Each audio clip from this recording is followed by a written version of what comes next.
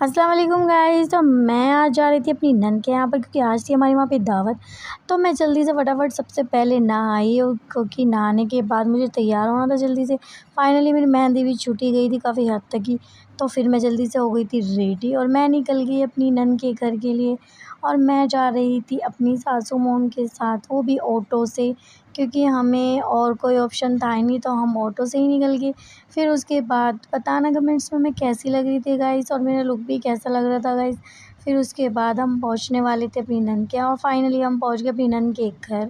वहाँ जाते जाते सबसे पहले हमें पानी दिया, और फिर उसके बाद हमें दी ऑरेंज वाली कोल्ड ड्रिंक, जो कि मुझे पसंद तो है नहीं, पर फिर भी मैंने पी ही ली। और मूड तो ख़राब था ही मेरा, पर चलो कोई नहीं, अब तो पी ही लेनी पड़ेगी। फिर उसके बाद हमने खाया खाना, और खाना खाने के बाद मुझे निकलना था घर के लिए, तो मैं निकल गई अपने घर के लिए। और जाते-जाते मेरी देवरानी ने बनाई थी शामी कबाब, तो मैंने सोचा चलो 1-2 टेस्ट कर ही लेती हूँ, तो मैंने ले लिए खाने के लिए, और काफ़ी अच्छी बनी थी वैसे तो ख़ैर। फिर उसके बाद हम निकल गए अपने घर के लिए।